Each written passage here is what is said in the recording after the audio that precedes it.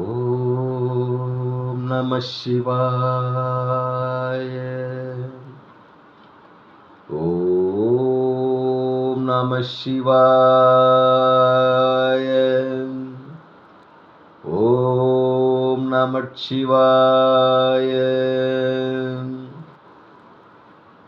அன்பான சிவ அன்பர்களே, கடந்த நாட்களில் நம்ம சிவபெருமானுடைய தேவார பாடல் பெற்ற ஆலயங்கள், அதாவது தமிழ்நாட்டில் மாவட்டதோறும் உள்ள தேவார பாடல் பெற்ற ஆலயத்துடைய வரலாற்று சிறப்பை ஒவ்வொன்றாக நான் உங்களுக்கு வழங்கிட்டு வரேன். அந்த வகையில் நம்ம இன்னைக்கு பார்க்க போகிற ஒரு ஆலயமும் ஒரு தேவார பாடல் பெற்ற ஆலயத்தை பற்றி தான். இந்த ஆலயம் எங்கே இருக்குன்னு பார்த்தீங்கன்னாக்கா, தமிழ்நாட்டில் தஞ்சாவூர் மாவட்டத்தில் வட குரங்காடுதுறை என்ற ஊரில் இந்த ஆலயம் அமைப்பட்டிருக்குது. இறைவன் பார்த்தீங்கன்னா தயாநிதீஸ்வராவும் தாயார் ஜடா மகுடநாயகியும் நமக்கு காட்சியளிக்கிறாங்க. காவிரி வடக்கரை தலத்தில் இது 49வது தலமாக சொல்லப்படுது. தலவிருட்சம் தென்னை. இறைவனது சுயம்பு மூர்த்தி அருள்படைப்பு மிக சிறப்பு. கர்ப்பிணி பெண்கள் வணங்க வேண்டிய ஆலயத்தில் இந்த ஆலயம் முக்கியமான ஆலயம். இந்த ஆலயம் தேவார பாடல் பெற்ற 274 ஆலயங்களில் இந்த ஆலயம் 49வது தலமாக சொல்லப்படுது.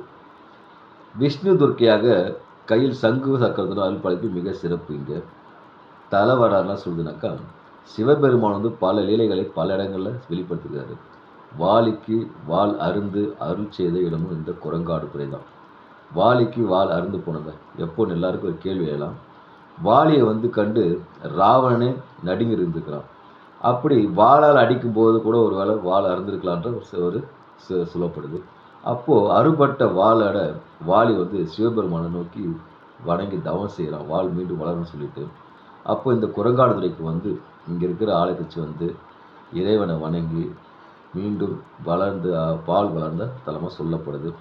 அது மட்டும் இல்லாமல் அம்பாள் ஜகுட மகுடநாயகி என்ன பண்ணுறாங்கன்னா, சிட்டுக்குருவிக்கு ஒன்று வணங்குது சிவபெருமானை. அந்த சிட்டுக்குருவிக்கு சிவபெருமான் முக்தி அறிந்த தலமாக சொல்லப்படுது. அதனால தான் வந்து சிட்டுக்குருவிக்கே முக்தி அறிந்த தலம்னு சொல்கிற தயாநிதி தாராளமாக கொடுக்குற வரத்துக்குள்ள ஈஸ்வரா இங்கே அருள்படுகிறாரு.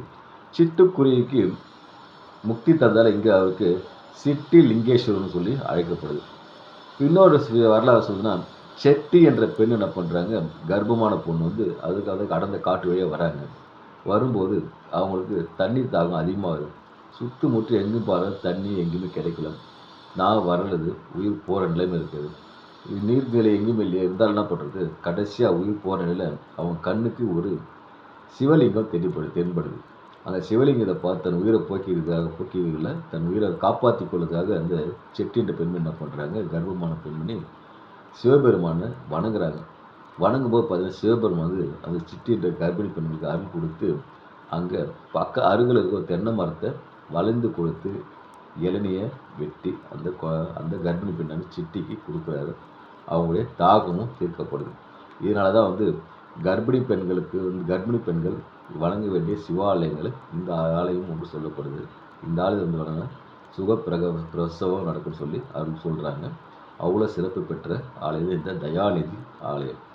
அதனால் அன்பான சிவ அன்பர்களே, வாய்ப்பை ஒருமுறை உருவாக்கிட்டு இங்கே தஞ்சாவூர் மாவட்டம் வந்து வட குரங்காடுதுறை சென்று தயாநிதீஸ்வரையும் ஜடா மகுடநாயகியை வணங்கி இறையருள் பெற்று இன்புற்று வாழ்க, ஈசனடி சேர்க.